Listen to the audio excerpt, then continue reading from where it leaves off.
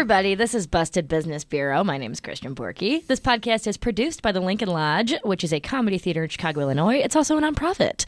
If you love this podcast, you can donate to patreon.com/bustedbizbureau or donate to the Lincoln Lodge, either one of which will benefit me directly. So, today on my super special fucking podcast, I have my super special friend, beloved Chicago drag performer, is Derry Queen. Oh, hello already. Good morning. Good morning. Or afternoon, or whenever you're listening, everybody. How are we doing today? I'll answer for them. They're doing great. Okay, great. Because you're on the podcast. Oh, that's true. Yeah. Okay, I'll take it. Thank you. Derry's been nominated for a Chicago Reader Award. Listen. Can I speak about this? Please. For those of you who do not know, I am a drag queen in Chicago. I take that term very lightly. I throw on makeup in 20 minutes and just talk shit into a microphone.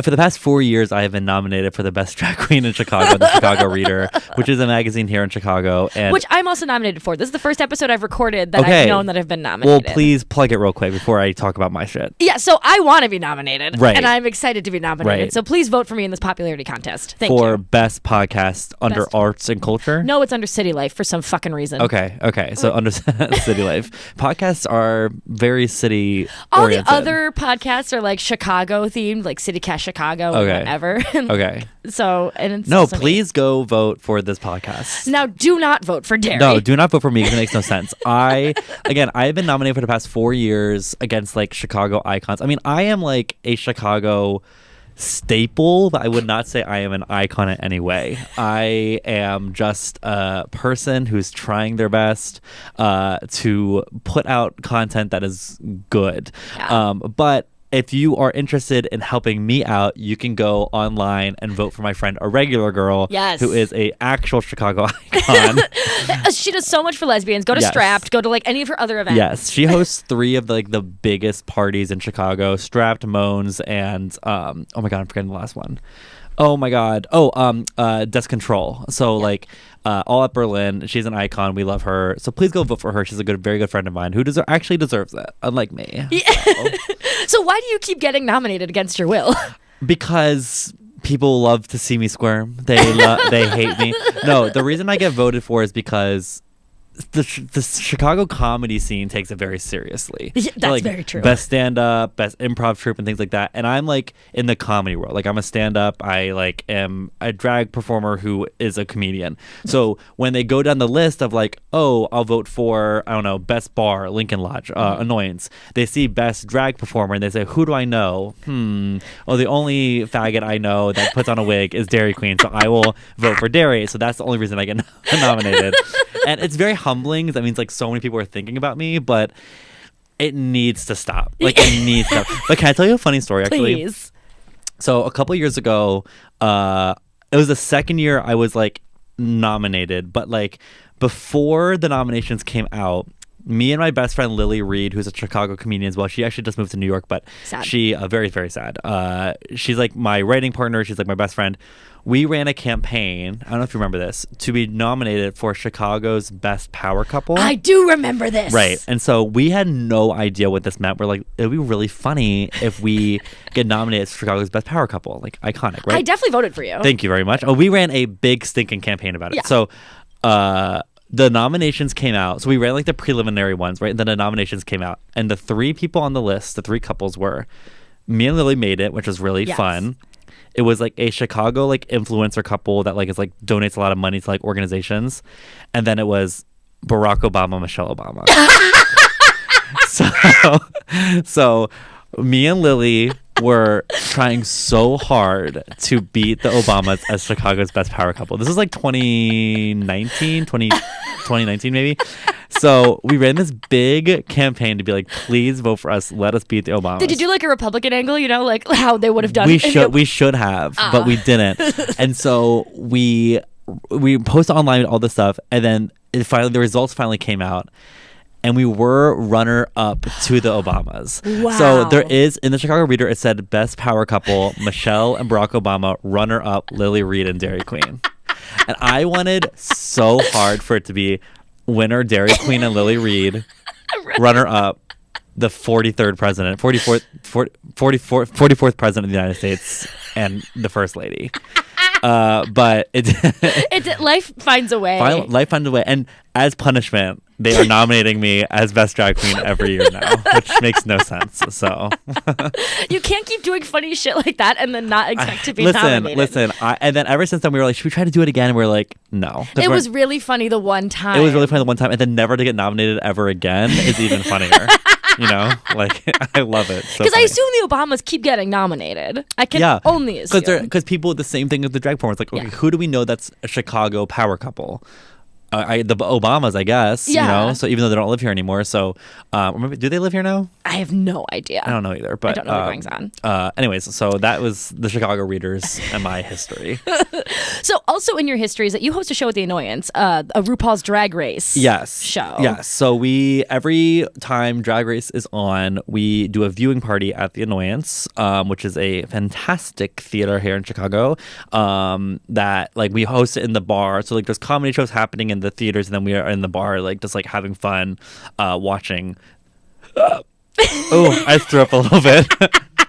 Watching RuPaul's Drag Race. Do you need a moment? Do you need to go throw up? No, I'm good, because every time I talk about the show, I just have to throw up. So yeah, so you advertise your show as a hate watch of RuPaul's Drag Race. We call it like we lovingly hate watch the show, because what I like to say is we support all of the queens and all the performers who get on the show. Absolutely. But we just don't like what production does to them. Mm-hmm. Like, production of Drag Race is pretty wild, and puts these people like on a weird platform that like makes them look really fucking weird. Yes. So we have a lot of fun at The Annoyance, like kind of like hate watching it, like supporting the queens or whatever, but being like, why are we watching another acting challenge that's not funny? If you can afford to give away $200,000 to the winner, you can afford to hire better writers, is what I always say. Yes. And they never listen. They won't respond to my letters. They won't respond to my letters. They won't respond to my DMs. But it's a really fun. I do love Drag Race. It's like a love-hate thing. I have a lot of just problems with the show, especially as the more and more it goes on. I'm so excited to talk about this. Yeah, it's just kind of a shit show. Great. Right? Yeah, so we're on Busted Business Bureau, and my angle that I'm looking at it from is like, from a production that is supposed to hire people and make money, the RuPaul's Drag Race franchise is abysmal. Right. In so many ways. Right. And I'm excited to talk about the history, how TV shows make money. Right. And why RuPaul's Drag Race specifically is the one that I've chosen for this episode. Great. Because you have the lovingly hate watching, and I have just being a hater. Yeah, I love sure. That said, I do follow most of the queens on Twitter. No, you love Drag Race. I do also love Drag Race. And I love Chicago drag more than I love Drag Race. Though, Same. You know what I mean? Same. And that's the thing about Chicago drag as well, is fight me anybody who doesn't live in Chicago, we have like some of the best drag, because it's like really like a tight community, but everyone fucking hates each other. It's so fun, because like it's always like Twitter drama. So I'm like, if Drag Race knew what they were doing, they would put more Chicago queens on the show. They can't fucking stand each other. Because one, they can't stand each other, but two, it's like we have such love and admiration for each other. But like, and this is not me. I stay out of it. I just like to watch from the sidelines. That Pussygate thing that just happened was so fucking dumb. I will say it. And that was at my show that happened. Was it? Yeah. So that was at my show. Not The Annoyance. It was at another show I host in Berlin. But it's just always people arguing online, but then like finding some kind of resolution. So I'm like, Drag Race has this thing against Chicago queens. I don't think they've ever had more than one Chicago queen on in a season. And that's just dumb. They need to do better, because we are just... Sorry, I'm still throwing up a little bit talking about the show. Hold on 1 second. No, we did just eat lunch together, and whenever I eat, I get the hiccups. It's not throwing up, but it could be. No, this show is just wild. It's just wild. So they need to like do better with putting Chicago queens on the show, because we have some of the most diverse, talented drag. Yes. Like, though we're not like New York, where it's like you have to host your own show for an hour, like all this stuff. Like, I challenge you to go to any other city. I challenge you, okay? And like see like a more diverse show with like the types of performers, the things that they are performing, like things like that. Like, it is so diverse in like the best way that like it would like, there's so many performers in the city that would eat on Chicago. Not Chicago Drag Race. It should be Chicago Drag Race on RuPaul's Drag Race. Yeah. That they just don't cast them ever, and it's so frustrating.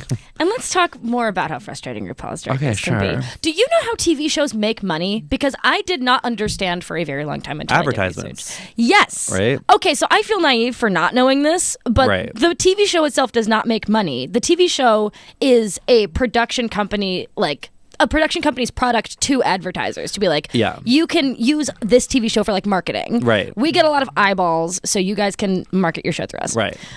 You then, the viewer, are the product being sold. Right. When you're watching RuPaul's Drag Race. Right. Which, again, I don't know why I needed to include that in the podcast. It was just something I never understood. No, it's interesting because it's like, this is the first season that, like, if you watch the main title of RuPaul's Drag Race, it's like, and the winner gets $200,000 sponsored by Cash App. And I'm like, that is wild. Capitalism is popping off. It is popping off with RuPaul's Drag Race. And they're so unashamed about it. No, they really are. Like, not ashamed. But when we're talking about reality TV, this is a product that differs wildly from scripted TV because it's much cheaper to make. Yeah. Basically, people have been interested in doing like reality TV, recording people's genuine reactions to things since we've had recording devices. This has been since like the fucking 40s. However, the first reality TV show would happen to be in 1973, this show called An American Family. It took them like months to film this. It was two parents going through a divorce, and also the son is gay. Openly gay back then? Oh, he came out as gay in the show. In 73? In 73. That's why people fucking loved this show. It was like subversive. It was creative. Whoa. It took so long to make, which is why they did not make similar things for a while. Right. However, in 1988, the Writers Guild of America, the like Screenwriters Guild or whatever, had a strike. And so production companies looking to make money were desperate for any content. Right. Which sort of directly led to the proliferation of reality TV as we know it. Okay. Specifically, Cops started in 1989 because Fox was like looking for unscripted programming. And Cops is like still fucking running today, which I thought it got canceled. No, I don't think it has. Did it get canceled? I thought during all like the like anti-cop movement, which still is happening, thank God. Yeah. Like I thought it got pulled. It was like one of the first things that got pulled, and I was like, the last I saw on Wikipedia, at least 2021. Which is sort of past. Okay. So I could have made that up. I don't know. I love just lying. Yeah, sure. Me too. Me too. So, we're already coming up against like the busted roots of reality TV in that it's a direct response to striking. You know what I mean? I read this thing called Reality TV's Low Wage and No Wage Work by Tanner Mirlees. Okay. And in it, he directly lays out these connections.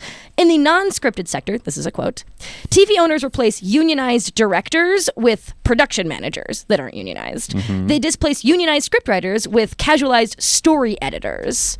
Okay. Workers in this sector get paid less than those in the scripted TV sector, worked overtime without pay, lack health insurance and pensions, do not receive residual pay, and they're denied credits and flexibly move from like one project to the next. Right. Non-scripted TV has helped studios and major networks outflank and outlast TV union strikes. Because it also happened in 2007 and 2008. Right. Which RuPaul's Drag Race started in 2009. Okay. A symptom of the strikes. Right? So then, like, after 2008, you get this proliferation of more reality TV programs. Jersey Shore, American Gladiators, Farmer Wants a Wife, My Dad is Better Than Your Dad. Farmer Wants a Wife? You never heard of Farmer Wants a Wife? No, but I'm interested. I grew up on a farm, okay? Did you? I did. Wow. So I want a wife. I'm a farmer and I want a wife. I have the perfect people for you to call. Thank you. He writes, quote, with reality TV and Q, TV networks drew massive audiences, upped ratings, and collected ad revenues as a direct response to this, like, 2007-2008 strike. So it's fitting to me that, first of all, Cops being the first, like, big reality show is literally a show that, like, is a scab. Yeah. You know what I mean? I think that's funny. Anyways. We get this reality TV boom in the early 2000s. Like I said, all those shows were coming out, one of which being RuPaul's Drag Race. And studios are nothing but incentivized to keep pushing this kind of programming because, again, it's like a third cheaper to make than like an average scripted TV show. Even with these, like, you know, huge prize monies. Right. It's still super cheaper. Since the promise of reality TV is to give ordinary people success, wealth, fame, connections, etc., people are willing to sign away a lot to be on it. Yeah. And as a result, labor relations in the industry are insane. Yeah. They're so bad. But before we talk about that, let's just talk about the structure of RuPaul's Drag Race. Sure. Some people might not be familiar. Sure. You know, so like a little breakdown before we get to the Best of Business Bureau of it all. First aired in 2009. Famous drag queen RuPaul puts out a casting call for sure. anywhere between 10 to 16 queens. And can I say something really quick? Please. This was when RuPaul was like famous in the 90s. Yeah. And then like famously went through like a lull in the 2000s. Who like she like couldn't do any work. I didn't know that. Yeah, she like wasn't as popular. So like her starting a reality show, it was not like a guaranteed success. So that's what I have to say about that. So Ooh. continue. And what if you're lying? I listen, here's the thing. I could be lying about anything. Anything. Don't trust a word I say. All of these queens that RuPaul cast on the show are competing for the title of America's Next Drag Superstar. Right. You have run-of-the-mill challenges throughout the weeks, like any competition show. It includes like sewing, photo shoot challenges, modeling, scripted acting challenges that are all terrible, dance challenges, social media branding challenges in recent seasons. Right. There's also a challenge you have to make like a 5-minute piece of stand-up comedy, which I feel like you'd eat at. Thank you very much. Yeah, you're welcome. We'll see. Now, this is a little different than other reality TV shows because on Hell's Kitchen, you're cooking like every week. On Project Runway, you're making these you're creating these garments week to week. RuPaul's Drag Race, you're doing all of so many things. Except for cooking, I guess. You're doing like so many different things. And the thing is, like a lot of these queens get on the show with like one aspect that they're good at, whether it's like creating outfits or performing or being really funny. And it's very hard to find someone who's super well-rounded. So that's what makes it interesting because there's always going to be someone who bombs. Always going to be someone who bombs. Yeah. So it makes it like good TV that way. Yeah. And what happened with the rising popularity of the show is the unabashed increase in product placement. Like we said, it's the sponsored by Cash App grand prize. The episodes are generally structured with queens doing a mini challenge, usually out of drag or in quick drag. Yep. And some of these challenges include like trivia or reading each other or doing a quick comedy skit or whatever, which is almost always accompanied by some product placement. Like in season 5, they won a U.S. Weekly swag bag. Yeah. A $500 gift card from JJ Malibu. And sometimes these rewards they get, they never actually get them. What? Because like sometimes I can't remember who, I think it was Kimchi who's on season 8. She like won something and then like by the time the episode, you don't get it until the episode aired. By the time the episode aired, that company went out of business. Then it's like, okay, then what's the point? What are we all doing Or like here? sometimes you just like don't, I've heard like of certain performers who just like won something and never ended up getting it. Or like there was one time that like I think it was Sasha Velour in season 9, who's like a vegetarian or a vegan, won like free hamburgers for a year at Hamburger Mary's. I'm like, this is so stupid. Fucking awesome. Yeah. Then after this mini challenge, that's usually just like direct product placement. Yeah. Like RuPaul's Drag Race is the way that advertisers make money. You know, it's very successful what it does and unabashed about it. Then they do some sort of maxi challenge, a musical, a roast, a runway ball. And then every episode, there's a separate runway section, unless the maxi challenge is the runway, you know. Meaning the queens have to bring suitcases meant to have drag for like all these different runway themes. Like 30 themes. Yeah, assuming they make it that far. So that's like an overview of what the product of RuPaul's Drag Race is. And that's what people are watching. That's what apparently people love, gay or straight. All of the above. So when we are filming this product, what is that process like? Remember how I told you that An American Family took roughly like a 2-year turnaround? We no longer have years to cobble together a reality show. The industry standard, as it were, is to film full, complete seasons within a few weeks, episodes within a few days. An entire season of reality TV takes on average like 2 months to create. So this means that the cameras are rolling a bare minimum 12 hours per day, which that's being generous. Yeah, it's pretty wild. I'm going to read from an article called Tired, Tipsy, and Pushed to the Brink by Edward Wyatt. Sure. Quote, long workdays and communication blackouts are largely the rule for contestants on reality shows. With no union representation, participants on reality series are not covered by Hollywood workplace rules governing meal breaks, minimum time off between shoots, or even minimum wages. During the 2006 season of The Bachelor, contestants waited in advance for several hours before having to go to a 12-hour arrival party. Can you think of partying for 12 hours? No, it sounds like a nightmare. It is. Things were not very different on Project Runway. Deanna Ung says she was so tired after multiple 18-hour days of shooting that she was sometimes awoken by camera crews standing above her. 18-hour days, this is me now, it's not Edward White anymore. 18-hour days are fairly standard from what I read about reality TV, especially on competition shows. Contestants talk about filming from like 6 a.m. to 1 a.m. Yeah. The skill-based ones like Project Runway proved to be especially difficult as the contestants have to like make a thing. So even if they're not filming, they have to go and like continue sewing or like thinking of the dance that they're supposed to do or whatever. So it's different than like a cooking show where contestants only have the time in the kitchen to make it. Yeah.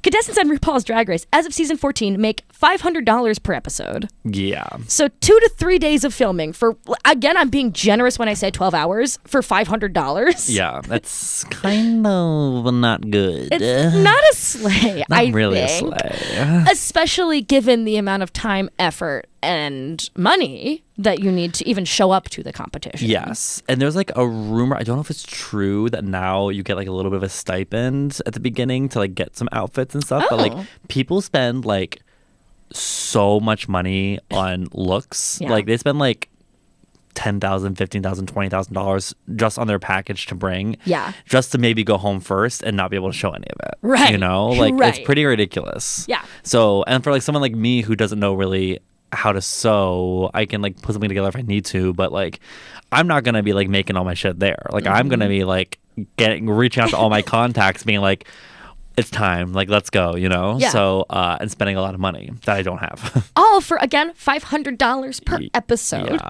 If I like, that is infuriating to me that this is like standard for any reality TV show is to make that much money for, oh God, like more than 24 hours of work within a several day package. Right. So that's rough. Also, Candy Muse at some point let it slip that like they're doing confessionals every day in the morning.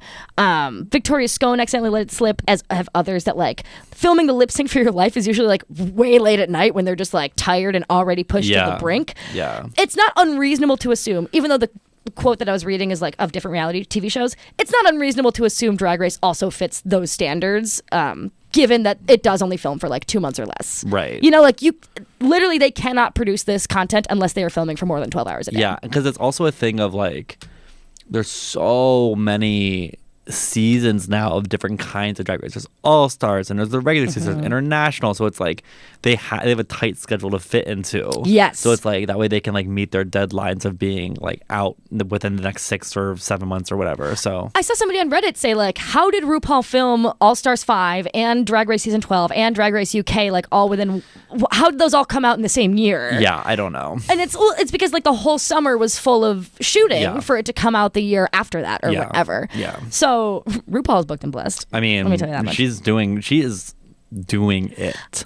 And the Writers Guild of America then sent out this is 2013, sent out a survey to reality TV show workers, people who've either been on reality shows or like worked the crew. And they said, quote, 60% said they work over 8 hours every workday. 85% said that they receive no overtime pay. Yeah. Which it feels like this should not be normal. Right. Dare I say. 49% responded that their time cards never showed the actual numbers that they had worked. 64% said they'd asked to turn in a time card that just said worked. Someone wrote, quote, I worked up to 20 days straight, at least 16-hour days with no time off, and I received the same pay as if I'd worked 5 days, 40 hours a week. Yeah.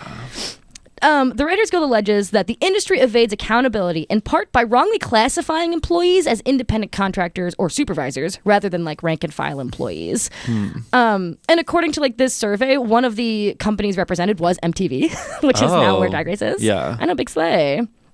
And so, yeah, that was what came of the survey. So not only are you working for $500 an episode, like there's no overtime. You know, it's not like that's going to change based on the fact that you worked 18 hours because a day. it's like, oh, this is what you need to do to be able to get to the next episode. Yes. So. Yes. Wild. And it's crazy that so many people are willing to do this, which is constantly criticized in all these articles that I read because there's always someone else who's looking for that 15 minutes of fame. It's so alluring, allegedly. Right. I think I'm just going to go on Jersey Shore instead. I think that's a great idea. I think so. When I was researching and putting together the last section, I started kind of like falling asleep a little bit, and I was wondering why. Like, why is this not appealing to some sort of mass instinct in me? Yeah. And I think there's like a stigma that people on reality TV aren't doing work, i.e., are the people on Jersey Shore who are drinking for 12 hours a day, is that work? Are the contestants on RuPaul's Drag Race who are like popping balloons with their butts, because that's like a mini challenge, is that work? You know what I mean? And this question is answered in this Southern California law article that I read, which I need to tell you about, which is kind of a tangent. Have you ever heard of Kid Nation? Yeah. Listen, I love Kid Nation. Kid Nation is the best thing that's ever happened in television. So tell me what Kid Nation is. Kid Nation was the show. I believe it was a CBS show, probably in 2007? Something like that. And it was a show where I would say maybe 30. It was 40 kids.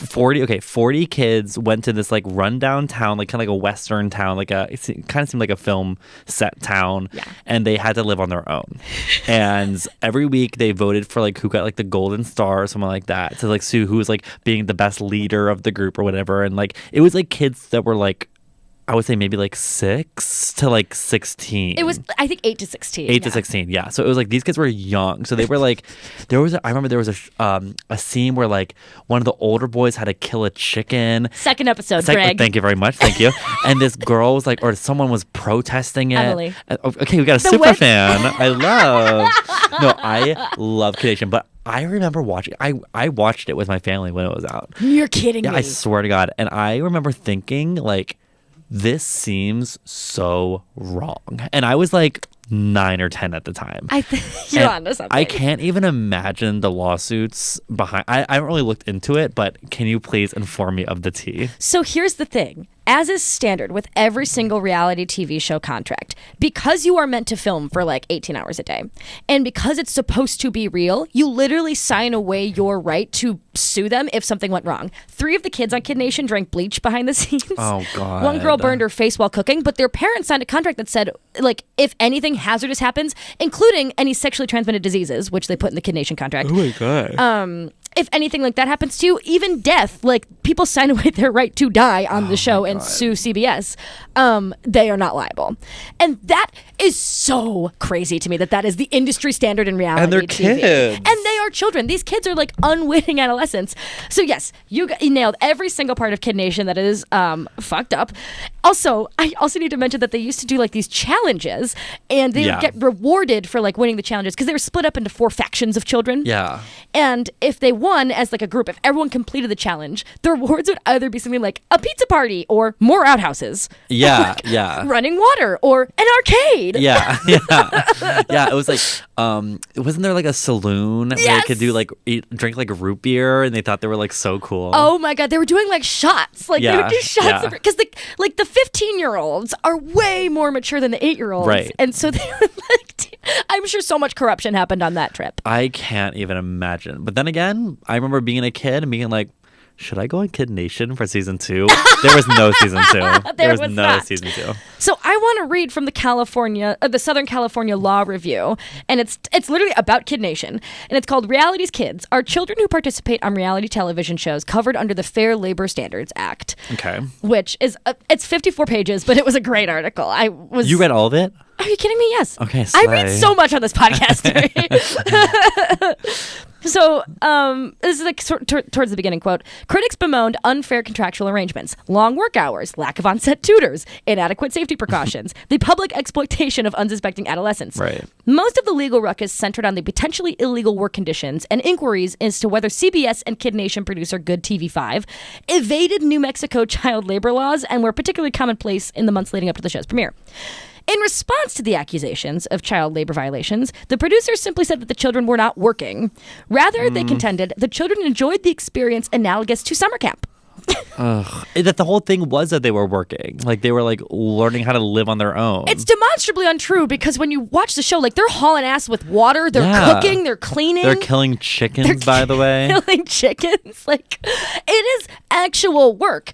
Later, in the article, responding to the criticism that reality TV is not work, quote, "One counter-argument is that several reality shows offer non-monetary benefits to the participants. Recent shows have helped individuals kick drug addiction, renovate a home, transform their lives in other positive ways. For RuPaul's Drag Race, arguably, it's fame. Yeah. However, an inquiry into whether an activity constitutes work must focus on the employer's benefit, not the employees. As noted above, networks and producers benefit greatly from the services of reality participants. TV is not a philanthropic industry." Which I thought was a direct response. The thing I was thinking going into the article was sort of answered in the article of this cultural stigma that these people aren't really working just falls apart really quickly when it's even if you're drunk and partying, you still have to be performing. Yeah. You are still, and a common thing on reality TV too is that if you say something a little too quiet for the camera, they just ask you to redo the scene that you just did. Right. Which is acting. Yeah, 100%. 100%. I think that's acting. Yeah. And it's just like, yeah, the emotional labor, which I think is actually being used correctly in this context, is enormous on reality TV. Yeah. Aside from the actual fact of like a lot of these people are working, especially in RuPaul's Drag Race, where they're Right. like sewing, they're Yeah. I don't know, doing comedy, whatever. Yeah. So that is like the thing that I wanted to. It was helpful in my understanding and sympathy for reality TV contestants. Does that make sense? 100%. Yeah. And they're like people too, you know, and like Yes. especially on Drag Race, it's very like a lot of these performers work so hard to get to this point, and then like I'm not gonna name names, but I have a couple friends who have been on Drag Race, and like when they get back, one in particular, when they get back, it's just like they're just like out of it for like a month or two, because they're like, what just fucking happened, you know? Like it's just so it's crazy. It's crazy. So let's return then to these working conditions, because Sure. before I think I was not looking at it from that sympathetic of an eye, right? So again, we have 2 months to film for all of these hours. Every reality show you can think of has like Survivor-like conditions. Yeah. So I'm returning to the article by Edward Wyatt. Quote, on The Bachelor, 2 contestants said that there was little food, but bottomless glasses of wine. When producers judged the proceedings too boring, they sent out a production assistant with a tray of shots. Quote, if you combine no sleep with alcohol and no food, emotions are going to run high and people are going to act crazy, Right. said Erica Rose, a contestant that year. Another contestant says, quote, they locked me in a hotel room for 3 or 4 days before production started. Yep. This is a pastry chef who was on the 2007 season of Hell's Kitchen. Quote, they took all my books, my CDs, my phone, any newspapers. I was allowed to leave the room only with an escort. It was like I was in prison. Yeah, that's what Drag Race is like. Yes, that's literally like Yeah. the exact same working conditions. And it's pretty well known. Again, like I feel a little like it's unlike me of the podcast to not necessarily show my work here, but like most of these people sign NDAs and they can't just come out and say that that's exactly what the conditions are. However, all of this like underground stuff, you hearing it from your friends. Yeah. I feel like as someone who's very on Chicago Drag Twitter, I feel like I don't have to show my work here. Right. No, there's no we don't need a what was that thing we used at school? Noodle bib. Remember Noodle bib? No. Oh shit. You remember Noodle bib, producer? No. Christina's shaking her head violently. It was like no. it was like a thing where like you like cite your sources and you put in the links or whatever, and then it gives you like a list of like your sources. Oh, you were talking about a website. Yeah. I thought you literally meant a bit made of noodles. No. It's a I website. feel stupid. Yo, if anybody out there knows Noodle Bib, leave a comment below, okay? I think I have like the owl. I think that's what I use. Oh, yeah. So all I'm going to say is you don't need to cite your sources here, okay? Because we all know it's true. I don't And need this is what I'll say. misleading. This is what I'll say. If Drag Race producers are listening to this, I would love to still be on your show, okay? I as much as like I know that it's hard, I'm a hard worker, okay? I will pull up my heel straps and I will work for you, okay? Work. Thank you very much. Anyways, continue. Now, on previous seasons, because again there was no union representation on RuPaul's Drag Race, the meals have been very sparse, if scheduled at all. Right. Willem, who is a prolific comer-outer of Drag Yes. Race tea, Yes. cited one incident in which they were given $75 to feed all 12 contestants. Yeah. And it was like late at night, so only Taco Bell was open. Yeah. So like 3 of them refused to go. There were no vegetarian or vegan options for Yeah. Sharon Needles on season 4. I think also for Sasha Velour on season 9. Allegedly, it has gotten substantially better, so good for you when you go on Drag Race. Thank you. However, it is still unscheduled, so it is still grab and go. Yeah. And it's like, good luck grabbing and going when you're already in this really expensive costume that you cannot get anything on. Right. And also you're just like so busy, like there's so much to do. Mm-hmm. So in this episode, I've been talking all about all these other reality TV shows, Hell's Kitchen or The Bachelor or The whatever. thing is, I love reality TV, so like I know all of this. Yeah. I know all of it. So which is why you're perfect on this episode. thank you very much. So the question is then, why is this episode of Busted Business Bureau titled RuPaul's Drag Race? Why is it not about Kid Nation or Real Right. Housewives? First of all, I'm gay, and I think this is more interesting. Yeah. But there are 2 meaningful ways that I think this differs from other competition shows. First of all, the contestants have to spend, like we said, an unbelievable amount of time, money, or both just to prepare for the show. Right.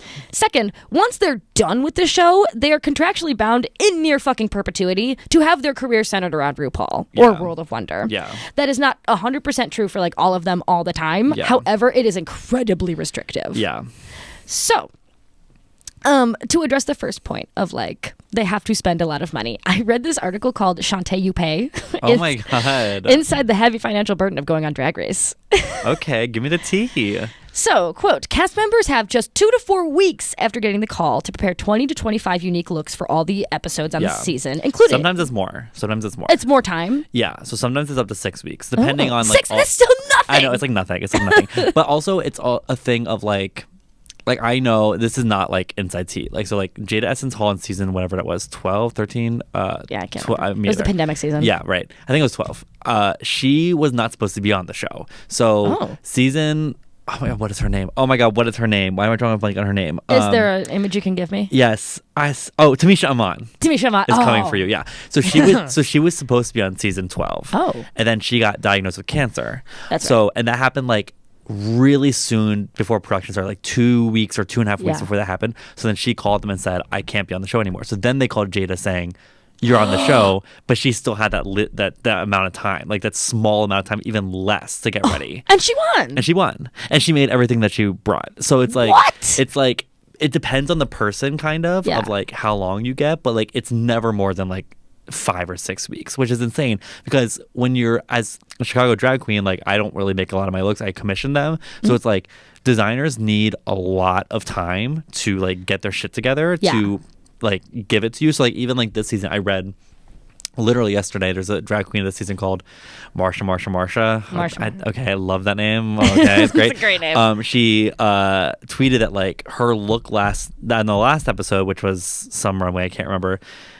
like didn't show up like the day that she was leaving, so she had to like make something up for that runway. So it's like a thing that like you're putting if you don't make a look or you make some of them, you're putting all your effort into these designers, and like it's really crazy when you have such a time crunch, you know? Yeah. Because they have to stick to their filming schedule. So it's crazy. That is fucking nuts. And you can only bring a certain... I don't know if that's true anymore, but I know in the past you can only bring a certain amount. Like 3 bags of luggage or whatever? I think it was 5 suitcases. But still, like if you see some of these looks that they're big. Queens bring, they're huge. It's like, okay, how do you fit in wigs, heels, pads, all this stuff? How do you fit into 5 suitcases? Do you remember those bags in the early 2000s where like you took a vacuum to it and then you sucked it out? I can only imagine. I'm sure that's what people do. But I don't know what you do when you go home then. Like, no, you just go fuck yourself? Yeah, kind of. Heidi and Closet reported to Vice, quote, while some queens are able to take time off work to prepare to go to the show, others can't afford to. Right. When I went to Drag Race, I had 33 cents in my bank account the day I showed up. Yeah, it's like, and then you have to pay these designers to design for you or like get these wigs, you know, because like a lot of people that get on Drag Race, they don't bring their entire closet. It's like, okay, you have a list of 20, 25 categories you need to fit for runway. So it's like there's never going to be someone who has all 25 ready to go. Yeah. You know, so it's like you need to spend money to get those looks. But for someone like me or like someone like Heidi or whatever, we're like working queens, you know, it's like we don't have a ton of money in our bank account. How does it work? So it's like like I said, I heard that they get a stipend now. I'm sure it's no more than like $2,000. So like that's not even going to cover like more than like 3 looks. That was extensively reported in this Vice article. Yeah. Like it is even a queen who, let's say, spends $1,100, they still have to use all of this time, which is worth money, to put together the looks. Like even if it's a queen who, like Jada, who can make all her own shit, like that is still way more than $2,000 worth of labor. And it's also a thing of a friend of mine who was on, who I'm not going to say who. Yeah. When she got back from Drag Race, there's that like 7-month period where you're not on TV yet. So it's like, what do you do in that 7 months? You just go back to performing, but it's also like, I have all these bills to pay now, so I had to pay these designers, and it's like also like there's certain things that you can't do because you're on Drag Race, like certain shows you can't do and all these things. You can't go on another TV show, so it's like really restrictive. And she like texted me, she was like, are there any gigs I can get through you? 'Cause I need money. Oh my God. So it's like, it's crazy. It's like things like that. So wild. So wild. It's pretty freaking wild. And it's pretty freaking wild that we've done this again and again for 15 seasons, also across the world. Yeah, no, fully.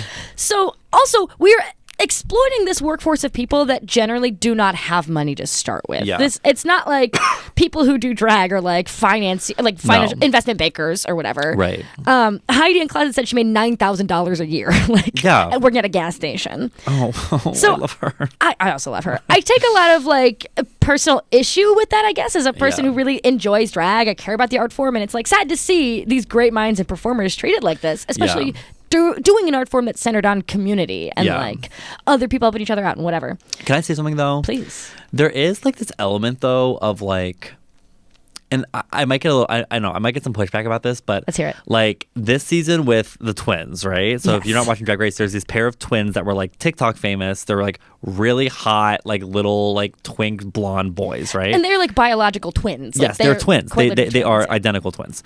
And actually, I don't know if they're identical, but they look very similar that I can't tell them apart. Yeah. Like with them, to me, it comes across as like, listen, I'm actually ready for this going. I think I might agree. This might be wrong. I don't know them, but it comes across as like they come from a place of privilege. Yes, where it's like they weren't working drag queens in the sense of like they're going out to clubs every week and performing. They're like TikTok famous, which honestly I am too. Like I get it, but also I perform in person. I am not saying that you need to be a performer to be on the show. That's not what I'm saying at all. What I'm saying is like, there is an element where it's like they seem like they've had things handed to them by like being rich. Like I'm so ready to speak on this because like I'm like, to get on Drag Race, there's always been that thing of like I've struggled to get here. Yeah, you know, it's like I can't think of one performer who like reeks of like, hold on, I'm throwing up again. Speaking of the rich, I can't think of someone who like exudes wealth going on the show. Yeah. What is so charming and captivating about the earlier seasons is, first of all, the looks are uglier, which is They're awesome. awful because they all shopped at the mall. They all shopped at the mall for their fucking looks. And the runway was not as important. With the increasing popularity of the show and the increasing importance of the runways, you get more and more queens with, first of all, like their backstory is like, my family accepted me and I get to be gay and I have a pretty good job and I'm on Drag Race, you know? Right. Which is fine, you know, God bless those people. They should be able to do drag as much as anyone else. You don't need to struggle. However, it is just a decidedly different atmosphere than the earlier seasons of Drag Race, which you then get twins like Sugar and Spice, people who are like biological twins, both do drag, like everyone loves them, they're TikTok famous, and it's like I'm sure they've had struggles. I'm sure they had struggles too, but like to me, the atmosphere is different. Drag is about like, at least where I come from, it's like really like putting your best foot forward, working hard, making connections, you know, like performing your ass off, doing something new every time, struggling, making no money, bus, club, another bus, you know, like another club. And it's just like shit like that. So like when I see, I really like them. Like this is not me shitting on them, right? I really like them. I think they're funny. I think they're charismatic or whatever, but it's like, it's just fucked up because there's the culture of Drag Race where it's like, we've been talking about it for the past 30 minutes, right? It's like there are like no one makes enough money to even be on the show. Mm-hmm. But then in my brain, I'm like, well, people shouldn't have money to get on. You know what I mean? It's just like this dichotomy that's like fucked up where like I shouldn't be thinking like that. But it also comes from a place where I'm just like, well, if you are like a rich person, like I don't like you. Considering the history of drag, its countercultural roots, its history of like gay, trans, black people, like people like in these ballrooms that are decidedly against the mainstream. Yeah. It is just this weird thing to see the mainstreamification, shall we say, of drag. And it is wild. This is actually part of what I want to talk about too. When people watch things like Hell's Kitchen or the Kardashians or whatever, they understand that what they're watching is not representative of the whole. You don't walk into a restaurant and it's like some chef like screaming at everybody to get things done. When you watch the Kardashians, you understand this is not how like typical families act, even typical rich families. Yeah. You know, like they're putting on a show. When people watch Drag Race, something that is like drag being a counterculture that has existed at the margins, now elevated in the mainstream, people who do not have any prior understanding of drag now view this as representative of the whole, which it is not. Like, no. And I'm not saying that's necessarily an implicit issue with Drag Race. Like, that's how you make TV. Yeah. That's what it is. But like, yeah, part of that, like, that's why you get those, like, fucking cutesy things in stores that have Bianca Del Rio's face on it. It's like a little guessing game. Or, like, this, like, cheap tchotchke, like, capitalism thing of drag. Right. That is just so not drag and its history. It's wild. And it's like especially a thing of like shit, what was I gonna say? It was so important. It was so good. Fuck. It was so good. It was like gonna blow your fucking mind. Jesus Christ, what was it? I can't remember. Do you want me to keep talking, then you can think about it? Keep talking, I 100% know what it is, but go ahead. Okay, so also what I can tell when watching Drag Race, especially recently. Oh, I remember. Please. Thank I was you. making shit up anyway. I wasn't going to say anything. I remember.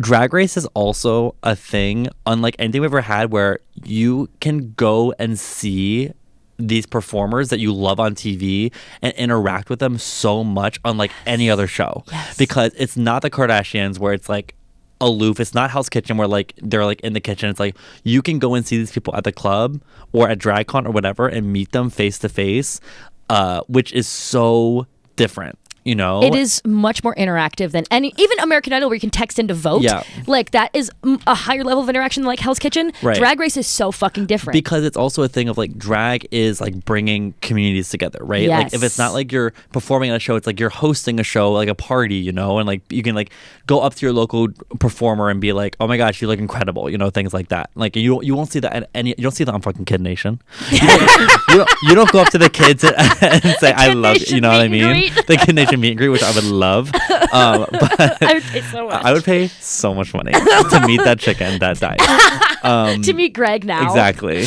What do you think they're up to? Well, Michael did a Reddit AMA when he turned 17, answering questions about the show. I am truly a Kid Nation No, super I need to go fan. back and watch it. It's on. Some of it's on YouTube. It's on YouTube. Okay. The whole thing is on YouTube, actually. If you have not watched Kid Nation, I told my boyfriend about it. He watched it all in one day. Like okay, in one it's sitting. incredible. It's incredible. The thing you were just talking about, though, the interactivity of the queens. So I was not going to bring this up, and I did. This is so heady for this stupid fucking episode, but I read a bunch of this book called Reality TV: The Work of Being Watched. Okay. And it's by Mark Androvic, I think is how you pronounce his name. And it's one of the craziest fucking books I've ever read because he wrote it in 2004. But everything he says in the book, like, just literally came true of the digital age. Most of the book is heady and unreadable and, like, about theory that does not matter. Yeah. However, one of the things he writes toward the very beginning is the following, quote, "Within the context of primetime entertainment, the promise of reality as a form of collaborative production clearly has its limits. Despite," he talks about this blogger's utopian enthusiasm, "not everyone can have their own television show. But to the extent that they conduct their lives online, they can be watched all the time. The promising of emerging interactive, mass-customized economy is that consumers can gain control by submitting to comprehensive monitoring of the rhythms of their daily lives." Sorry, only some of this has to do with what I'm talking about. Sure. "The more details we divulge about our shopping and viewing habits, our lifestyles, and even our movements during the day, the more we can have goods and services crafted to meet our individual needs. The possibility of total surveillance is portrayed as power sharing. By providing information about ourselves, we supply valuable inputs to the production process and thereby help to shape it." Okay, so only like one piece of that had to do with what I wanted to talk about. Anyways, the interaction with these queens, the fact that we are like able to customize our experience with this show based on like this one person that we like and consume. Yeah. The consuming part is the thing I wanted to emphasize of like, we take this person, this brand, this like whole idea of like Chi-Chi DeVayne or like Kimchi or I don't know why those are the two first queens that came in my head. And we consume them, you know, like they are a product that we are consuming. They're no longer a performer that we are there to tip. It's like an experience that we get to have. Right. Which I think is like crazy about the mainstreamification of Drag Race. Yeah. That book is just fucking crazy because it's like, damn, all that shit happened about like the mass customized economy and like personalizing our experiences and like submitting to surveillance to have like a customized ad experience, whatever, doesn't matter. So that part did not have to do with the episode. I just thought it was crazy and I didn't want to bring it up, but then I brought it up. Come on now. I know. Sometimes you have to bring up things that you didn't think you were going to want to bring up, because if you don't bring it up, then it's going to not be brought up. You ever think about that? I'm glad you sat on that piece of wisdom until now. Thank you for sharing it on the show. Welcome.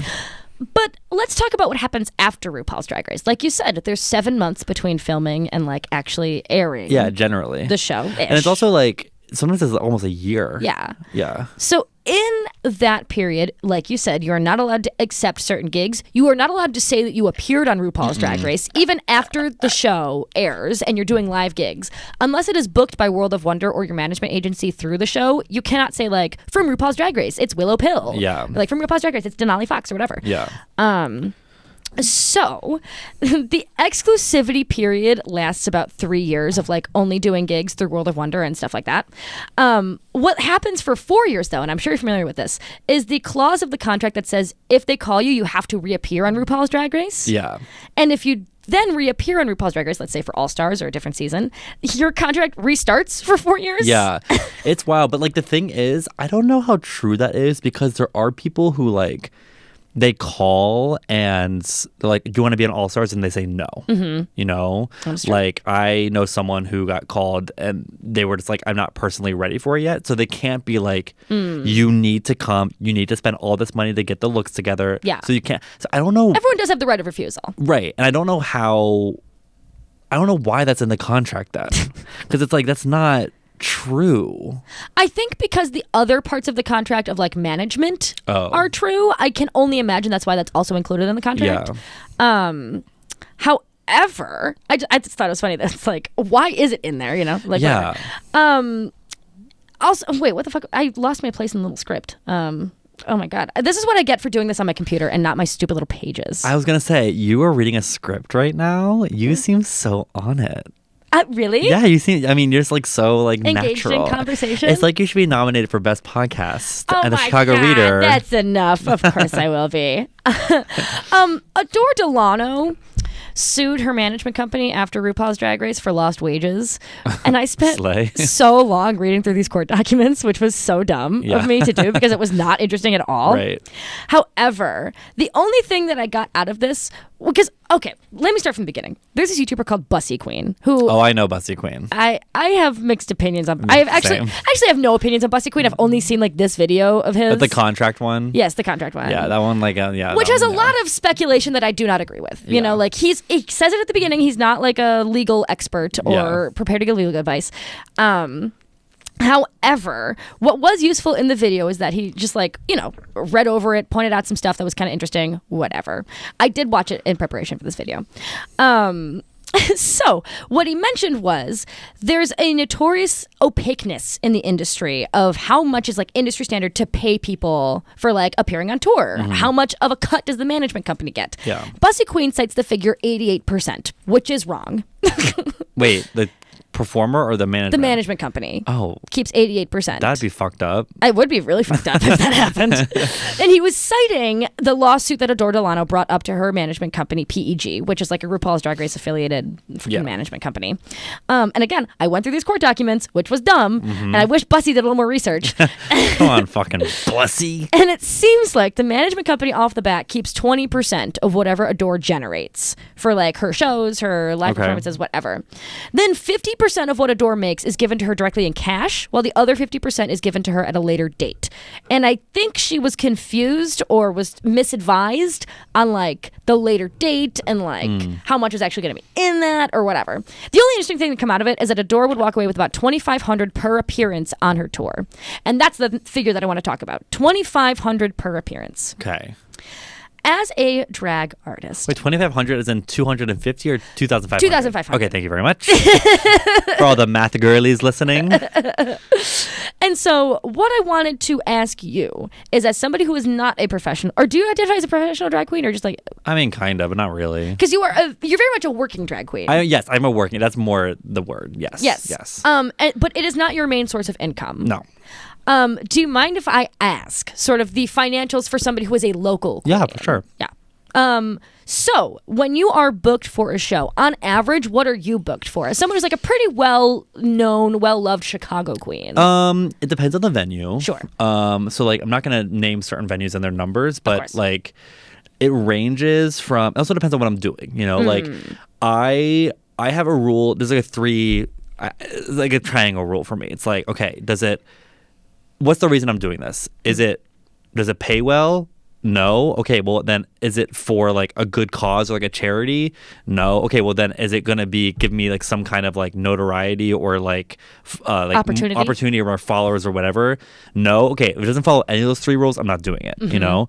So, generally at this point in my career, like when I first started, when you first start, especially in Chicago, like you do a lot of shows for like dirt cheap or like just like a tip spot, which means like you go and you perform and the only money you get is the tips that you make. And as you climb the kind of like the ladder in Chicago, certain bars will pay 75, some will pay 100, some will pay like 125. Okay. So it's generally around like 100, and also depends on how much you're doing. If you're doing one number or two numbers, but then you also have to remember you come away with generally tips as well. So like, oh my gosh, I'm sorry, these hiccups are killing me. You've been doing very, very good though. We've been talking for a long time. Thank you. So like, depending on the show, like for example, like my show at Berlin, it's called Gag. It's like a comedy show there.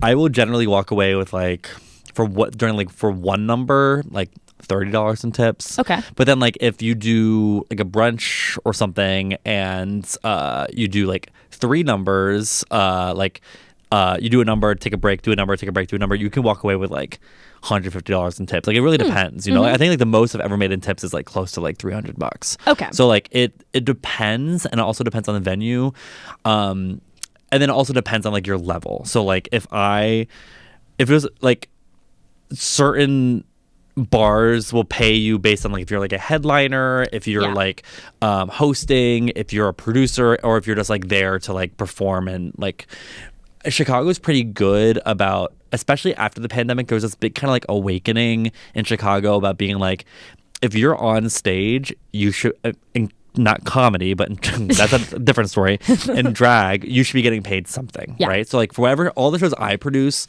now, I'm like, okay, even they get like, a base pay? You get a base pay. So like even at the Annoyance, like I have a very small budget I'm working with, but I am still paying people something. So that way, like I'll have like my co-host headliner, and then like if I usually book like 2 new performers, I'm like, you're still walking away with a little bit of something, including tips as well. So that way, like you feel good about yourself, you know? Because like there's nothing worse than like, especially like in the comedy world, because I come from the comedy world, like if you leave a show with some money in your pocket from a comedy show, which never happens, you feel so good about yourself. Yeah. Because it's like, I'm actually doing art that I'm getting paid for. Yeah. You know? And especially with drag is so expensive. Makeup, looks, transportation there, because you don't really want to take like a bus or a train because you're in drag. Sometimes you do, that's fine. But like you have to walk away with a little something. So that's a long way of saying generally, like if you're a working performer, it ranges between like 50 and 150. But then like if you're on Drag Race, it is a lot more. Like I said, at least $2,500. Again, this is just like one queen, one example, but yeah, like I know queens who just like show up and do one number and make thousands of dollars, you know. And it's like, good for you, get your bag. And like I have friends who have been on the show who like, they're like, this is my time. I don't know what my future is gonna be in 10 years. I don't know if I'll be performing in 10 years, so this is my time to make my fucking money, so that way in 10 years I can live somewhat comfortably and like do, like, if it's not drag, do something else that's not like working at a grocery store or like whatever, like, or I can like be like a bar manager, or you know, like, or a talent booker or a manager, but like this is my time to make money. Now, is there a way to make, first of all, is it interesting to try and make a career out of drag for most people? Second of all, is there a way to do that without RuPaul's Drag Race? What was the first question? Is it interesting? Yeah, like, is that a common thing that people pursue, or is it mostly a hobby thing, in your opinion? In my opinion, there are, I mean, and this, if you're listening and you're a drag performer, don't think I'm reading you. I'm not. A lot of people now, because of Drag Race, are like, I'm getting into it to become famous, you know, rather than being like, oh, I want to express myself and perform. I'm a good performer. I want to connect to the community. Yeah, exactly. Like a lot of people come from like another realm of performing, acting, improv, singing, stand-up, dancing, theater. They're like, I want to express myself in a more queer way, and so like I want to go through that. But people now are kind of being like, I'm doing this so I can get on Drag Race, so I can become famous, you know. And it's like, that's not what it should be. Like, sure, if you bust your, like, for me, example, like I busted my ass off for the past 3 or 4 years I've been doing drag. That it's like I got to the point where I'm like, okay, well, I think I'm ready now to get, if I were on Drag Race, I wouldn't be terrible. So it's like, I feel comfortable saying that. But like, my goal is not to be famous, like in drag. Like, I like, here in Chicago, I like creating spaces and opportunities and shows that people enjoy in like a queer nightlife scene. So like, and or just like entertaining people, you know, like I'm a stand-up as well. I love being the only drag performer on a stand-up lineup and like walking out and people are like, what the fuck is happening right now? And like exposing people to queer art in a different kind of way, you know? So, and like I do, people, it's like this new wave of like social media as well as like influencing. And like I do have somewhat of a following on TikTok. So it's like whenever I post videos on TikTok, my favorite thing is that because my thing isn't drag content, it's like comedy content, right? Yeah. So like my favorite thing is I never get comments that are like, what am I looking at right now? Like, is this a woman? Is this a drag queen? I don't get it. It's all like hate comments about like my content and not about like what I look like, you know? Okay. So it's like I'm like breaking that barrier of being like, okay, like drag is normalized now. Yeah. Or like I look so good that like they don't even care, you know? But it's like I would rather be hated for my content than like being a drag queen, you know? Because that means that like there is some kind of progress happening. But then again, it is a double-edged sword of like being so mainstream that everybody's like, I'm a drag queen now. Which is fine. Honestly, express yourself in a queer way and have fun and play with makeup and play with gender and have fun and be a performer and dance and whatever. Come on, Metamorphosis. Come on. Exactly. That's my sister. Thank you. But if your sole goal is to be like, I want to be famous, you got to rethink that diva because it's not going to happen probably because like getting on Drag Race is extremely hard. There are so many queens in Chicago that have auditioned that have not gotten on that would be incredible on the show, and if you think you're getting on before them, it ain't happening. So like you gotta rethink of why you're doing this, you know? You mentioned visibility in a way of like it's exposing new people to drag who want to perform. Now I've probably a problematic opinion on this, but what do you think about visibility when it comes to straight people consuming Drag Race, many of whom do so like a football game, you know? I like don't care. I mean, my thing is like, as long as it's coming from a place of respect, you know, like they're not like watching it to be like, oh my God, look at these gay men and these trans women and all these non-binary people. Like, it's like something to ogle at. That's not what it should be. It should be a thing of like, this is entertaining. Like the show, as much as the show drives me nuts, it is an entertaining show. Yes. So like, just because of how you identify, if you do identify as straight, God bless you. But I don't have a problem with it. It all comes down to like how you are respecting the art. Yeah. Because it is art, you know? Yeah. Have you ever had an experience in a club or whatever when somebody shows up and is like, my only experience has been RuPaul's Drag Race. And so some people perhaps are unversed in the tipping of local queens or the etiquette of like, can you touch things like that? Yeah. For me, I am very clear when I'm performing. Like, I always break the ice when especially when I'm doing stand up, you know, I always break the ice. One of my first jokes is always like about me looking different than the other performers or like being a drag queen. So that way they know, because about I want to say 90. Like if I'm at the Laugh Factory, right? Yeah. And I'm just doing like a regular stand-up show, like I'm going to say 75% of the people in that room have never like, maybe they've seen a drag queen on TV, but they've never gone to a drag show, right? So it's like giving them a little bit of education through a lens of comedy, you know? Fabulous. So I've never had anybody... Actually, this is kind of a funny story. One time I was performing at the old Lincoln Lodge space. Yes, the Newport, when they just had the Lincoln Lodge show. And one of the hosts, I wasn't doing stand-up, I was doing like a drag number. Okay.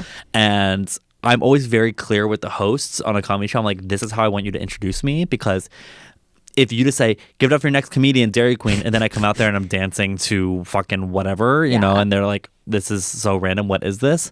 I'm always clear being like, your next performer is a drag queen. Has anybody ever seen a drag queen before? Clap, yes, no. Here are the rules. You can get your money out. You can cheer. You can do whatever you want. But this one host was like, I did not tell him to say this. But he was like, we have stripper rules here at the Lincoln Lodge. You can get your dollars out, but you cannot touch. Give it up for Derry Queen. I was like, honestly, that's kind of funny and iconic, but also not the way you should have said that, Diva. So, yeah, I love invading spaces in a queer way, and still people come up to me afterwards and being like, that was unlike anything I've ever seen before. You know, like God bless you. I love that shit. You were doing the Lord's work out here. Honey, the Lord, something like the Lord. Well, God, you know what? I hope that you get on Drag Race someday. Me too. I mean, not me too, like, because I don't, honestly, I think, to answer your question before of, like, is there a way to be a working drag queen without being on Drag Race? And the answer is yes. There's plenty of drag queens who make a living, drag performers who make a living not on Drag Race. Like, Chicago is very hard to make it your sole living. Like, I probably know maybe 10 performers who are like, this is my sole job. Like, I am a drag performer and I am nothing else. I don't work at a coffee shop. I don't do anything else. So it's very hard. It's easier in like New York or LA when there's other opportunities, but Chicago is so small when it comes to the entertainment world that it's hard, you know? But there are other routes, but people see that light of like, okay, Drag Race is the one way, or like Dragula is the one way, or these other shows are the one way, but there are so many other things you can do, you know? So excuse me, there's another hiccup. So yeah, it's interesting.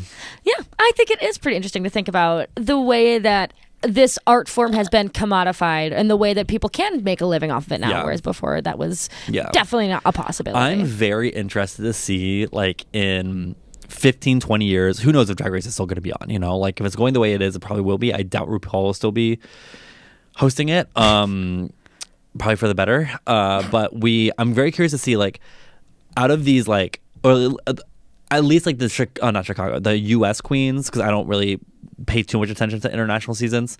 Like, what is their life going to look like in 15 and 20 years? Yeah. You know, it's like, will they still be performing? Will drag still be this huge explosion? Because everything in entertainment comes and goes, you know? So, like, we're at like I don't even know if we're at the peak right now. I feel like the peak of drag was like 2 or 3 years ago. I feel like we're kind of getting to that overexposed point. So it's like, and also like this is a new thing, like especially this season, like if you're on Drag Race, it is not a guaranteed like one-way ticket to fame. Like if you're the first or second out, you have to work so hard to get the same amount of respect and like love as the other people.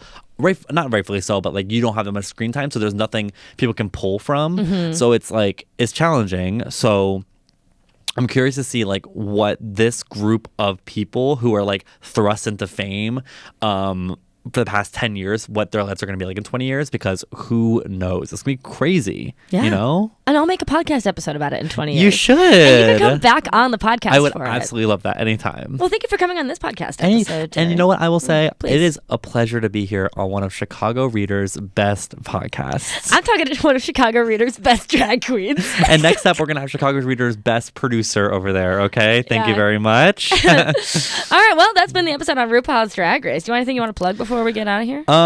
My name is Derry Queen. You can follow me on all social media at DerryQueenHAHA. The haha is subjective, is what I like to say. I host Drag Race viewing parties at The Annoyance every Friday at 7 o'clock with performances after the episode from me and special guests. It is so much fun. It is free. It is also 18 plus, so you can come if you're under 21, which is really fun. We get a lot of like performers who are under 21, which is really cool. I also host a show at Berlin called Gag, which is a comedy drag show. It's every second Wednesday of the month. It's really fun, and you can follow me on all social media. I perform all over the place, and sometimes I'm here at the Lincoln Lodge. So come and see me perform. I love whenever you're here at the Lincoln Lodge. Hey. I know, it's like kind of like show up and I see you at the bar because Christian's a bartender here, and I'm just like, hey, and you're like, oh, hey. Like, it's so rare that I'm here, but like, it's so fun when I'm here. Well, usually I have like horse blinders on whenever I'm bartending, so when I see a familiar face and I'm like, oh! You're like, oh, this person in the giant wig. What's going on?